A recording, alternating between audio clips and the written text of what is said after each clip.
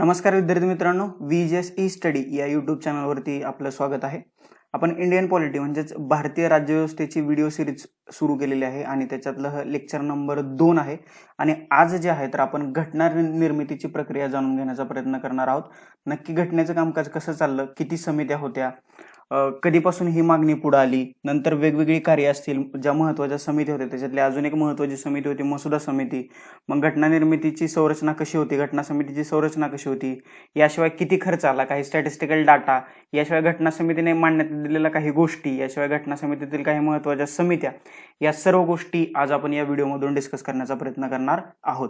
जर का तुम्ही पहिला म्हणजे हिस्टॉरिकल बॅकग्राऊंडचा म्हणजे ऐतिहासिक पार्श्वभूमीचा जर का व्हिडिओ पाहिला नसेल तर वरती आय बटनमध्ये तुम्हाला लिंक देतोय, त्या लिंकवरती क्लिक करा आणि तो व्हिडिओ तुम्ही न विसरता पहा. की नुकतीच आपण या व्हिडिओ लेक्चर सिरीजला सुरुवात केलेली आहे आणि त्याच्यातला तो पहिलाच व्हिडिओ आहे. जर नसेल पाहिला तर न विसरता अवश्य पहा. इथं वरती तुम्हाला आय बटनमध्ये व्हिडिओ आलेलाच आहे. तर आज आपण ही जी प्रक्रिया आहे घटना निर्मितीची प्रक्रिया, तर ती आज आपण सविस्तरपणे डिस्कस करण्याचा प्रयत्न करणार आहोत. आता ज्यावेळेस घटनेची निर्मिती होत होती तर घटनेची निर्मिती अचानक झाली का, किंवा असं वाटलं की आता घटना असावी भारताला, हे अचानक वाटलेली गोष्ट आहे का, तर अजिबात नाही.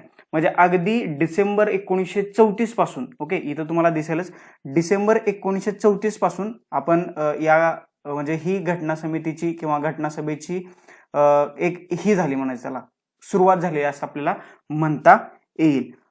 सर्वप्रथम भारतासाठी संविधान सभेची सर्वप्रथम कल्पना जी होती, मी तुम्हाला सुरुवातीला सांगितल्याप्रमाणे मानवेंद्रनाथ रॉय यांनी 1934 मध्ये मांडली. हे लक्षात घ्या, मानवेंद्रनाथ रॉय यांनी 1934 मध्ये ही संकल्पना मांडली आणि त्याच्यानंतरच डिसेंबर 1934 मध्ये राष्ट्रीय काँग्रेसच्या कार्यकारिणीच्या बैठकीत, ओके, पहिल्यांदा भारताची घटना तयार करण्यासाठी घटना समितीची मागणी केली गेली. म्हणजे पहिल्यांदा ही संकल्पना मानवेंद्रनाथ रॉय यांनी मांडली होती आणि पुढे डिसेंबर 1934 मध्ये की जे इंडियन नॅशनल काँग्रेसचं जे एक कार्यकारिणीचं एक अधिवेशन पार पडलं त्याच्यात घटना समितीची प्रथम मागणी मोठ्या प्रमाणात करण्यात आलेली आहे. पुढे 1938 मध्ये जवाहरलाल नेहरू घटना प्रौढ मतदाराद्वारे निवडून आलेल्या संविधान सभेद्वारे तयार करावी अशी एक त्यांनी सूचना मांडली, म्हणजेच 4 वर्षांनी 1938 मध्ये.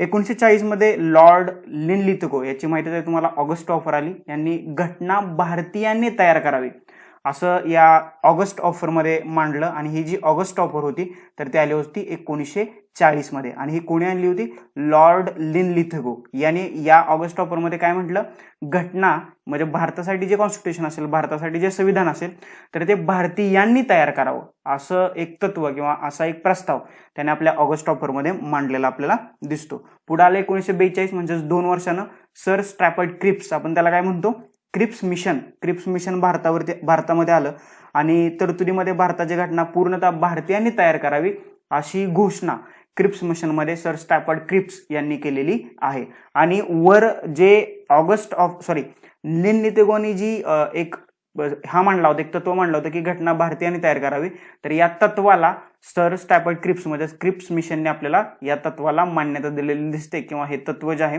तर ते आपल्याला मान्य केलेलं दिसतं.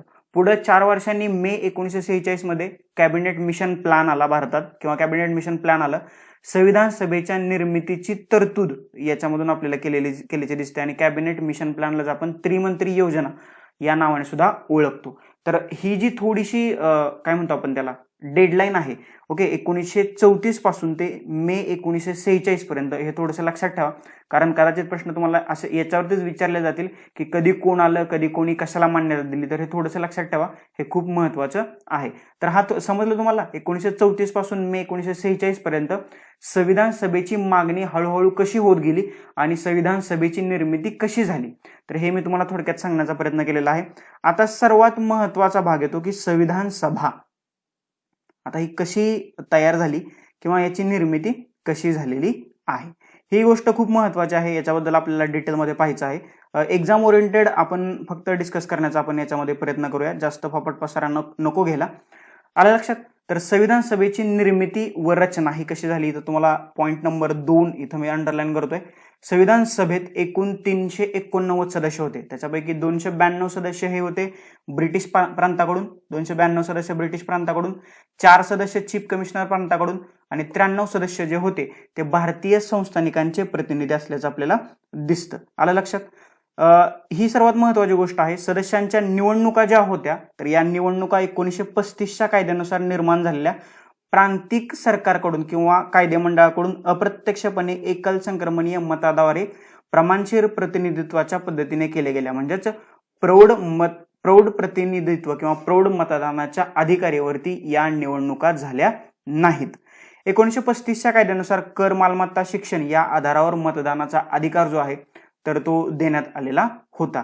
ही झाली या निवडणुकीची वैशिष्ट्ये. आता जे एकूण 389 सदस्य जे होते, मी तुम्हाला सुरुवातीला सांगितल्याप्रमाणे, त्याच्यापैकी 292 जागा 11 प्रांतांमधून म्हणजेच मद्रास, बॉम्बे, संयुक्त प्रांत, बिहार, मध्य प्रांत, ओरिसा, पंजाब, वायव्य सरहद्द प्रांत, सिंध, बंगाल व आसाम या 11 प्रांतांमधून 292 जागा होत्या की जे सुरुवातीला मी तुम्हाला सांगितलं.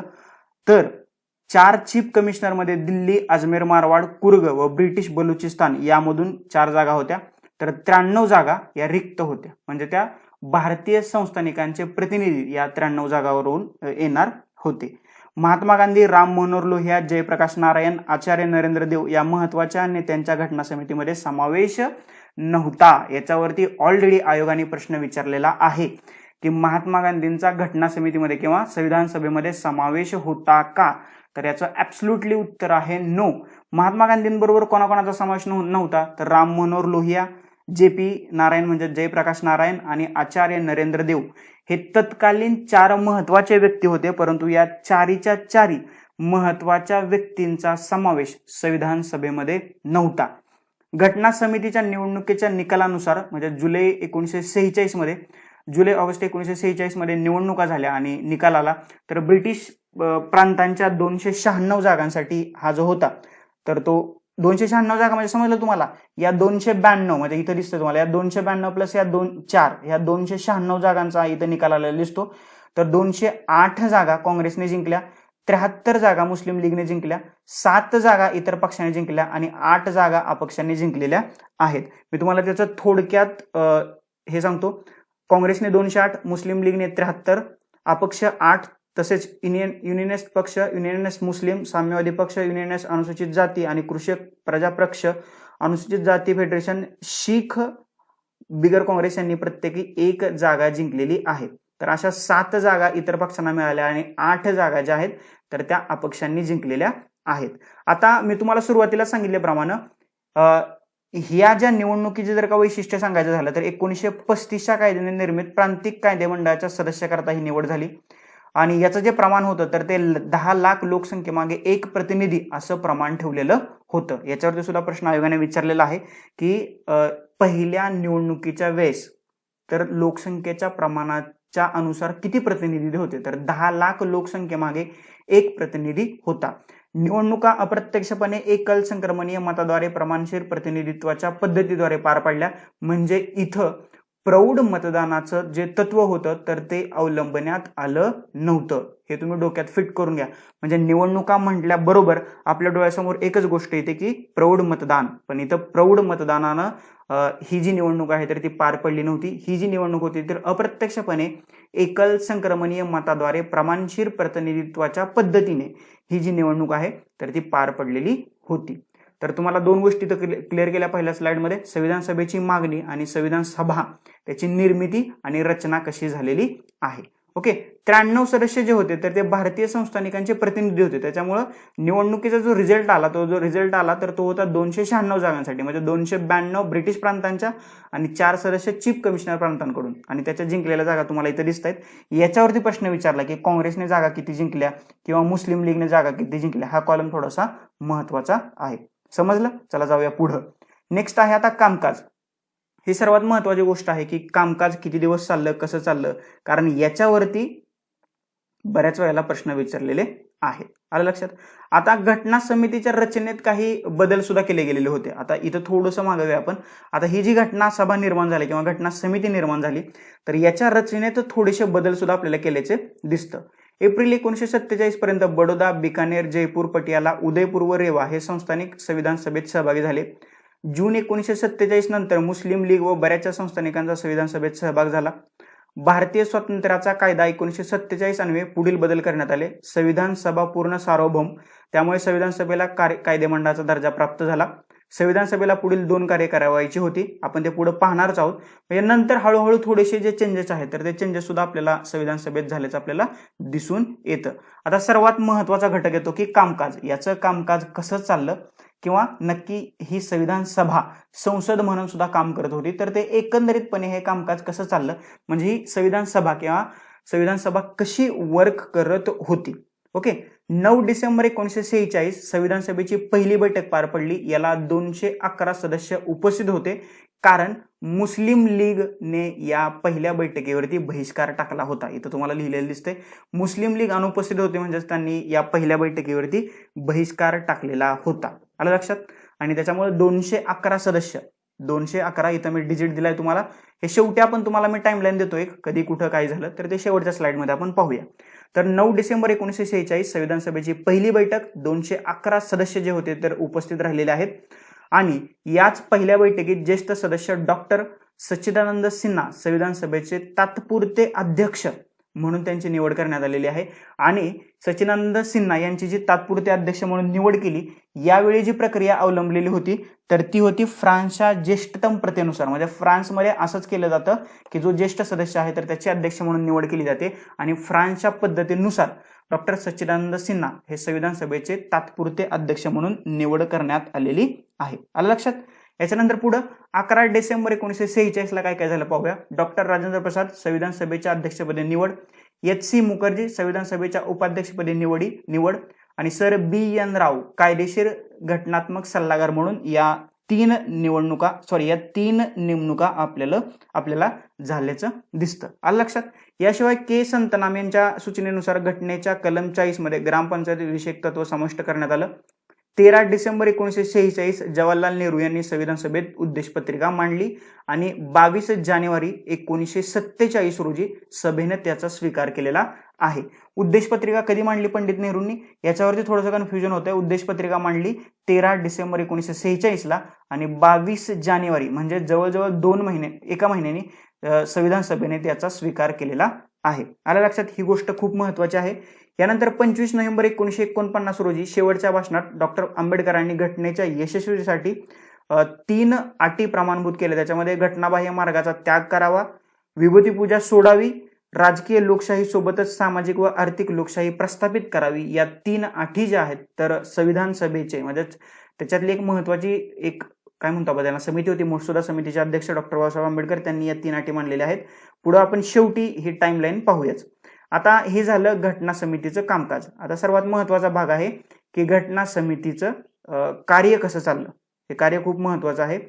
तर हे कार्य आपण पाहत असताना ते नक्की कसं चाललं, कोण कुठं आणि कशी भूमिका पार पाडत होतं तर याच्याबद्दल आपण थोडक्यात डिस्कशन करूया. इथं दिसतंय तुम्हाला संविधान सभेचं कार्य. आता एक दुसरी महत्वाची सूचना आहे तुम्हाला. आता हे आहे PDF आणि या आहेत माझ्या हँड रिटन नोट्स. जर का तुम्हाला या नोट्स हवे असतील तर VJS E-स्टडीचा टेलिग्राम चॅनल जॉईन करा. खाली डिस्क्रिप्शन बॉक्समध्ये त्याची लिंक दिलेली आहे. तर VJS E-स्टडी हा टेलिग्राम चॅनल जॉईन करून त्याच्यावरती तुम्हाला या PDF स्वरूपातील नोट्स भेटतील आणि त्या तुम्ही डाउनलोड करून जर का व्हिडिओच्या वेळेस या PDF स्वरूपातील नोट्स तुमच्याकडे असतील तर तुम्हाला व्हिडिओ अजून सोपा जाईल. आता संविधान सभेचं आपण कार्य पाहूया थोडक्यात कसं कार्य चाललेलं आहे. आता हे कार्य जे आहे तर ते आपल्याला खूप महत्वाचं आणि सविस्तरपणे पाहण्याचा आपण प्रयत्न करणार आहोत.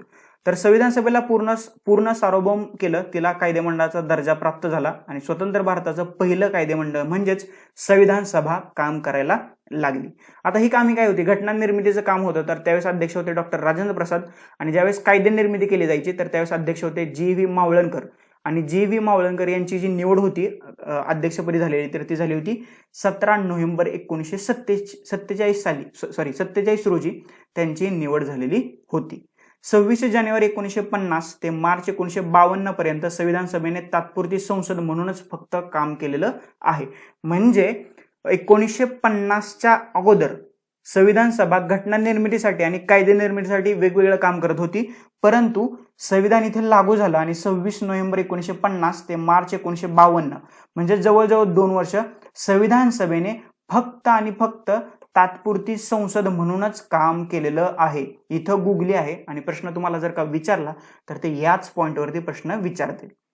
पुढे मुस्लिम लीगचे सदस्य बाहेर पडल्याने सदस्य संख्या 299 इतकी झाली. म्हणजे नंतर मुस्लिम लीग बाहेर पडला, कारण पाकिस्तानची निर्मिती झाली आणि मुस्लिम लीग बाहेर पडल्यामुळं जी सदस्य संख्या होती तर ती 200 किती राहिली, 99 इतकीच राहिलेली आहे. 22 जुलै 1947 रोजी आपण राष्ट्रध्वज स्वीकृत केला. याचं जे डिझाईन होतं तर ते पिंगल्ली वेंकय्या आंध्र प्रदेश या व्यक्तीने केलं. 24 जानेवारी 1950 आपण राष्ट्रगीत आणि राष्ट्रगान स्वीकारलं. मे 1949 भारताच्या राष्ट्रकुलाच्या सदस्यत्वाला संविधान सभेने मान्यता दिली किंवा ते अनुमोदन दिलेलं आहे. याशिवाय काही महत्वपूर्ण बाबी सुद्धा इथं घडलेल्या आहेत. घटनेत इतर मागासवर्गीयांच्या आरक्षणाची मागणी पंजाबराव देशमुख व चंद्रिकाराम यांची, पण कृष्णचंद्र शर्मा व लक्ष्मीकांत मिश्रा यांचा त्यांना विरोध होता. घटना बनवताना सर्वाधिक वादग्रस्त कलम ठरलं कलम 31. डी बसू यांच्या मते पहिल्या 25 वर्षातील सर्वाधिक वादग्रस्त कलम कोणतं होतं, कलम 31. आता कलम 31 काय आहे तर ते न विसरता तुम्ही मला खाली कमेंट बॉक्समध्ये कमेंट करायचं आहे. कलम 31 अजून एकदा सांगतो, कलम 31 काय आहे न विसरता मला खाली कमेंट बॉक्समध्ये कमेंट तुम्ही करायचं आहे. आलं लक्षात? पुढे जाऊया. घटनेतील सर्वाधिक वादग्रस्त कलम कलम 44, कलम 370, कलम 356 व कलम 31, पण सर्वाधिक वादातीत कलम ठरलं कलम 31. सोमनाथ लाहिरी यांनी मूलभूत हक्कांवरील मर्यादा व अपवाद यावर टीका करताना हे मूलभूत हक्क म्हणजे एखाद्या पोलिसाच्या नजरेतील मूलभूत हक्क आहेत असं विधान केलेलं आहे. आलं लक्षात? म्हणजे भारतीय राज्यघटना जगातील सर्वात मोठी लिखित राज्यघटना आहे. ही राज्यघटना जेवढी चांगली आहे तर तेवढ्याच दृष्टीनं अभ्यासकांनी याच्यावरती टीका केलेल्या आपल्याला दिसतात. म्हणजे मूलभूत हक्कांवरती टीका केलेल्या आहेत, मार्गदर्शक तत्वावरती टीका केलेल्या आहेत, DPSP वरती टीका केलेल्या आहेत, किंवा ज्या राष्ट्रीय आणीबाणी आहेत किंवा ज्या आणीबाणीविषयक तरतुदी आहेत तर त्याच्यावरती सुद्धा आपल्याला टीका केल्याचं दिसतं. आलं लक्षात? याशिवाय घटनेची स्वीकृती कधी झाली त्याच्या संबंधी आणि अंमलबजावणी संबंधी आपण थोडक्यात टाइमलाईन देतो मी तुम्हाला. 4 नोव्हेंबर 1948 डॉक्टर बाबासाहेब आंबेडकरांनी घटनेचा अंतिम मसुदा संविधान सभेला सादर केला. 26 नोव्हेंबर 1949 मसुद्यावर 284 सदस्यांच्या सह्या व घटना स्वीकृती झाली. म्हणजे जर का तुम्हाला प्रश्न विचारला की ज्या दिवशी म्हणजे 26 नोव्हेंबर 1949 रोजी आपण घटनेचा स्वीकार केला त्या दिवशी घटनेच्या मसुदेवरती किती सदस्यांनी सह्या केल्या तर त्याचं उत्तर आहे 284. तर याच्यावरती एक प्रश्न आला होता की ज्यावेळेस घटना समितीचे अंतिम कामकाज चालू होतं तर त्यावेळेस बाहेर पाऊस पडत होता. हे विधान बरोबर आहे का चुकीचं आहे? तर नोव्हेंबरमध्ये सहसा थोडासा पाऊस असतोच. म्हणजे जर का तुम्ही थोडंसं काय म्हणतो आपण त्याला थोडंसं अवेअर राहिला तर हे तुम्हाला लक्षात येईल की बरोबर आहे, हे विधान ऍब्सोल्युटली करेक्ट होतं आणि बऱ्याच जणांचा एक्झाम मध्ये हे उत्तर चुकलेलं होतं. घटना कलम 394 नुसार याच दिवशी कलम 6, 7, 8, 9, 60, 324, 366, 367, 379, 380, 388, 391, 392 आणि 393 या कलमांचा अंमल सुरू झाला. म्हणजे ज्या दिवशी 26 नोव्हेंबर 1949 रोजी आपण घटना स्वीकारली आणि त्याच दिवशी या कलम म्हणजे ही कलम सांगतोय 6, 7, 8, 9, 60, 324, 366, 367, 379, 380, 388, 391, 392 आणि 393 या कलमांचा अंमल सुरू झालेला आहे. याच्यावरती सुद्धा आयोगाने प्रश्न विचारलेला आहे. आलं लक्षात? पुढे जाऊया. आणि 26 जानेवारी 1950 पासून घटनेचा अंमल सुरू झालेला आहे. आता 26 जानेवारी 1950च का याचं काय तुम्हाला वेगळं कारण सांगायची गरज नाही. हे सर्वश्रुत आहे, सर्वांनाच माहीत आहे. कोणाकोणाला माहित नाही त्यांनी न विसरता खाली कमेंट बॉक्समध्ये कमेंट करायचं आहे. मूळ घटना ज्यावेळेस तयार झाली तर मूळ घटनेत 22 भाग होते आणि 395 कलम होती आणि 8 अनुसूच्या होत्या. तर सध्या आत्ता घटनेत किती भाग आहेत, किती कलम आहेत आणि किती अनुसूच्या आहेत तर ते न विसरता तुम्ही मला खाली कमेंट बॉक्समध्ये कमेंट करायचं आहे. समजलं? हे झालं कामकाज आणि संविधान सभेची कार्य. आता पुढे जाऊया. पुढचा आपला टॉपिक आहे घटना समित्या. घटना तयार करताना फक्त काही लोकांनी मिळून केली का तर त्याच्यासाठी वेगवेगळ्या समितींची निर्मिती करण्यात आलेली होती आणि वेगवेगळ्या समितींनी या घटनेची निर्मिती आपल्याला केल्याचं दिसतं. आता ह्या ज्या समित्या होत्या तर त्याच्यामध्ये 8 प्रमुख समित्या होत्या. तर त्या मी समितींची तुम्हाला नावं सांगतो.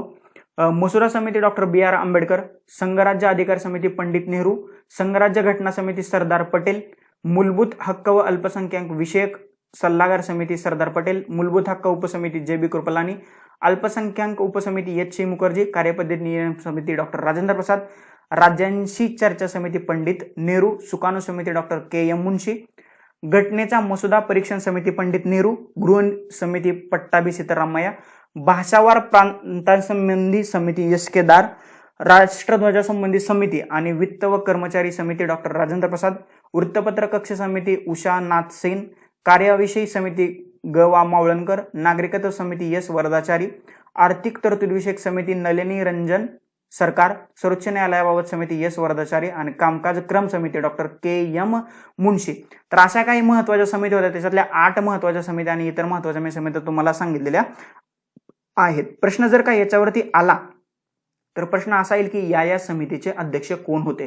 परंतु सर्वात महत्वाची जी समिती होती तर त्याच्यात होती मसुदा समिती. ओके, सर्वात महत्वाची समिती होती मसुदा समिती. इथं तुम्हाला मी लिहिलेलं दिसते मसुदा समिती. आणि याच्या मसुदा समितीची स्थापना जी आहे तर ती झाली 26 ऑगस्ट 1947 ला. ओके, याचे अध्यक्ष होते डॉक्टर BR आंबेडकर, सदस्य होते एन गोपालस्वामी अय्यंगर, आल्हादी कृष्णस्वामी अय्यर, सय्यद अहमद सादुल्ला, डॉक्टर के एम मुन्शी, एन माधवराव यांच्या जागेनंतर BL मित्र यांची जागा घेतली, TT कृष्णामाचारी यांची जागा घेतली DP Khaitan. Okay, DP Khaitan यांच्या जागी TT कृष्णामाचारी आणि BL मित्र यांच्या जागी एन माधवराव यांची नावाने नियुक्ती करण्यात आलेली होती. घटना समितीने किंवा मसुदा समितीने आपला पहिला मसुदा फेब्रुवारी 1948 मध्ये सादर केला, दुसरा मसुदा ऑक्टोबर 1948 मध्ये सादर केला, मसुदा संविधान सभेच्या अध्यक्षांना सादर केला 24 ऑक्टोबर 1948 आणि घटनेची अंमलबजावणी 26 जानेवारी 1949 पासून आपल्याला सुरू झाल्याचं दिसतं. अंतिम मसुदा सादर केला 4 नोव्हेंबर 1948 ला डॉक्टर बाबासाहेब आंबेडकरांनी. घटना स्वीकृती झाली 26 नोव्हेंबर 1949 ला. त्यावेळेस 284 सदस्यांच्या सह्या त्या मसुद्यावरती आपल्याला असल्याचं दिसतं. मी मगाशी सांगितल्याप्रमाणे मूळ घटनेत प्रास्ताविक 22 भाग, 395 कलम आणि 8 अनुसूच्या होत्या.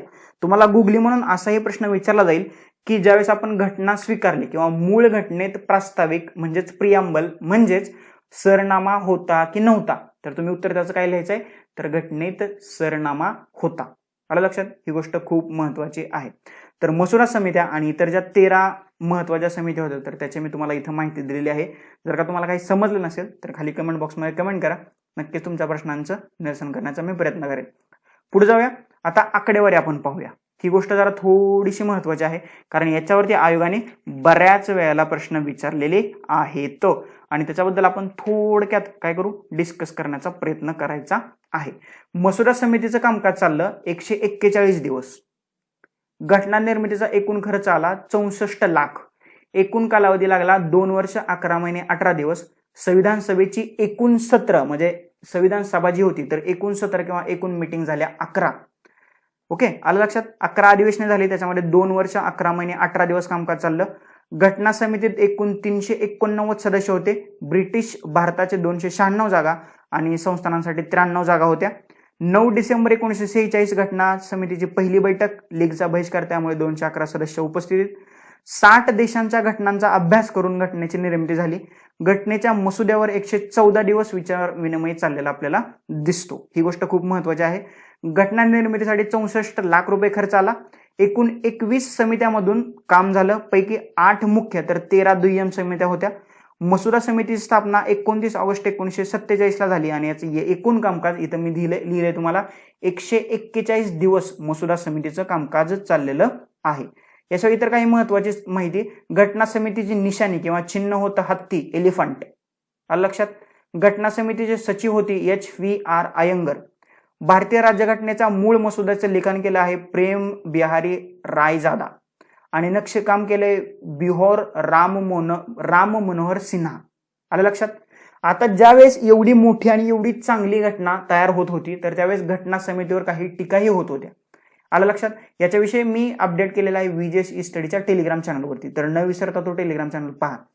घटना समिती म्हणजे काँग्रेस व काँग्रेस म्हणजे भारत अशी जी टीका आहे, अशी टीका केलेली आहे ग्रॅन्युअल ऑस्टिन यांनी. लक्षात घ्या, ग्रॅन्युअल ऑस्टिन हा एक फॉरेन विचारवंत आहे आणि आपण त्याला काय म्हणू, त्यांनी खूपच चांगलं आपल्या भारतीय जी राज्यघटना आहे तर त्याचं विश्लेषण करण्याचा प्रयत्न केलेला आहे. आलं लक्षात? तर ते काय म्हणू आपण त्याला, तर त्यांचंही महत्व आहे. ग्रॅन्युअल ऑस्टिन काय म्हणतात, संविधान सभा ही एक पक्षीय देशातील एक पक्षीय विभाग आहे. संविधान सभा हीच काँग्रेस आहे आणि काँग्रेस हेच भारत आहे. The Indian constitution cornerstone of nation या पुस्तकात त्यांनी ही अशी टीका केलेली आहे. यानंतर लॉर्ड विस्काउंट काय म्हणतो, हिंदूंची सभा किंवा हिंदूंचा विभाग असं घटना समितीचं वरती तो टीका करतो. विन्स्टन चर्चिल काय म्हणतात, संविधान सभा ही भारतातील केवळ काही मोठ्या समुदायाचं प्रतिनिधित्व करते. के संतनाम काय म्हणतात, संविधान सभेमध्ये जनतेचा असा कोणताही वर्ग नाही ज्यांना प्रतिनिधित्व मिळालेलं नाही.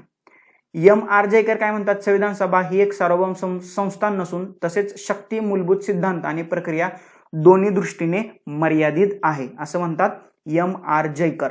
यानंतर एन जी अय्यंगर काय म्हणतात, या संविधान सभेचे स्रोत याच सभेचे निर्माते सम्राटांचे सरकार आणि त्यांचे 3 सदस्य नसून त्यांच्या प्रस्तावाला जनतेने स्वीकारलं ही जनता स्रोत आहे. काही जणांनी टीका केल्या आणि काही जणांनी घटना समितीची वाहवा सुद्धा आपल्याला केलेली दिसते. याशिवाय भारतीय राज्यघटनेला कायद्याचा दस्तऐवज आणि संविधानिक वैधता मानणारे विचारवंत आणि त्यांची पुस्तके मी तुम्हाला नाव सांगतो. ग्रॅन्युल ऑस्टिनचं पुस्तक आहे द इंडियन कॉर्नरस्टोन 1966. यामध्ये भारतीय संविधान सभेच्या रचना आणि कार्यप्रणाली यावर विशेष चर्चा करण्यात आलेली आहे. डी.एन. बॅनर्जींचं पुस्तक आहे the draft constitution of India 1949 साली आलं. डी.डी. बासू यांचं पुस्तक आहे commentary on the constitution of India 1955 साली आलं. बी.एन. राव यांचं पुस्तक आहे India's constitution in the making 1960. यामध्ये संविधान सभेच्या कार्यप्रणालीवर विशेष भर दिलेला आहे. आल्किन गिडेल यांचं पुस्तक आहे द रिपब्लिक ऑफ इंडिया 1951 साली आलेलं आहे. ही माहिती जी आहे तर तुम्हाला संविधान सभेवरील टीकात्मक वाक्य या टायटल खाली VJS स्टडीच्या टेलिग्राम चॅनलवरती उपलब्ध आहे. आता जाता जाता मी तुम्हाला सुरुवातीला सांगितलं त्याप्रमाणे टाइमलाईन देतो तुम्हाला. टाइमलाईन जर का तुम्हाला एका स्लाइडमध्ये दिल्या तर ते तुम्हाला लक्षात ठेवायला थोडंसं सोपं जाईल. घटना निर्मितीची प्रक्रिया हे आपण जरा डिटेलमध्ये पाहिलेलं होतं, परंतु आता हे तुम्हाला मी टाइमलाईनच्या स्वरूपात देतोय. 9 डिसेंबर 1946 दिल्लीत संविधान सभेची पहिली बैठक, सचिदानंद सिन्हा हंगामी अध्यक्षपदी. 11 डिसेंबर 1946 संविधान सभेचे कायमचे अध्यक्ष म्हणून डॉक्टर राजेंद्र प्रसाद, तर कायदेशीर सल्लागार म्हणून सर बी.एन. राव यांची नियुक्ती. याशिवाय जे उपाध्यक्ष होते तर त्यांची सुद्धा याच दिवशी 11 डिसेंबर 1946 याच दिवशी नियुक्ती झालेली होती. 13 डिसेंबर 1946 पंडित नेहरूंनी उद्दिष्टांचा ठराव मांडला. 22 जानेवारी 1947 उद्देशपत्रिकाचा संविधान सभेने स्वीकार केला. 25 जानेवारी 1947 संविधान सभेचे उपाध्यक्ष म्हणून H.C. मुखर्जी यांची नियुक्ती करण्यात आलेली आहे. 11 डिसेंबरला नव्हती नियुक्ती झाली, ती नियुक्ती झाली 25 डिसेंबर 1947ला. संविधान सभेचे उपाध्यक्ष आहेत H.C. मुखर्जी. याच्यानंतर पुढे 29 ऑगस्ट 1947 मसुदा समितीची स्थापना, अध्यक्ष डॉक्टर बाबासाहेब आंबेडकर.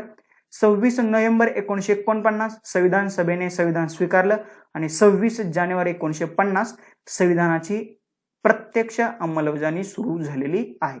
ही झाली घटना निर्मितीची प्रक्रियेची गाईडलाईन किंवा टाइमलाईन. पुढे जाऊया. आता घटना समितीच्या मान्यता. मे 1949 भारताच्या राष्ट्रकुल सदस्यत्वाला घटना समितीने मान्यता दिली. 22 जुलै 1947 राष्ट्रध्वजाला संविधान सभेने मान्यता दिली. 24 जानेवारी 1950 याच दिवशी राष्ट्रगीत, राष्ट्रगानाला संविधान सभेने मान्यता दिली आणि 24 जानेवारी 1950 याच दिवशी डॉक्टर राजेंद्र प्रसाद यांना पहिले राष्ट्रपती म्हणून घटना समितीने निवडून दिलेले आहे. तर मित्रांनो, ही होती संविधान किंवा घटना समिती किंवा घटनेच्या निर्मितीचे काही महत्त्वाचे टप्पे. याच्यामध्ये आपण काही महत्त्वाच्या गोष्टी डिस्कस केलेल्या आहेत. एक्झामला कसे प्रश्न आलेले आहेत आणि कसे प्रश्न येऊ शकतात याच्याबद्दल मी तुम्हाला माहिती दिलेली आहे. हा पर्टिक्युलर व्हिडिओ कसा वाटला तुम्हाला नक्की न विसरता मला खाली कमेंट बॉक्समध्ये कमेंट करून सांगा. याशिवाय तुमच्या काही डाऊट, क्वेरीज, क्वेश्चन, सजेशन असतील तर त्यासुद्धा कमेंट बॉक्समध्ये कमेंट करा. याशिवाय जर का तुम्ही VJS स्टडी हा यूट्यूब चॅनल अजूनही सबस्क्राईब केला नसेल तर सर्वप्रथम चॅनल सबस्क्राईब करा आणि शेजारची बेल आयकॉन प्रेस करा की जेणेकरून तुम्हाला नवीन व्हिडिओच्या नोटिफिकेशन मिळतील. तर थँक्यू सो मच. धन्यवाद मित्रांनो. नेक्स्ट व्हिडिओमध्ये आपण भेटूयाच.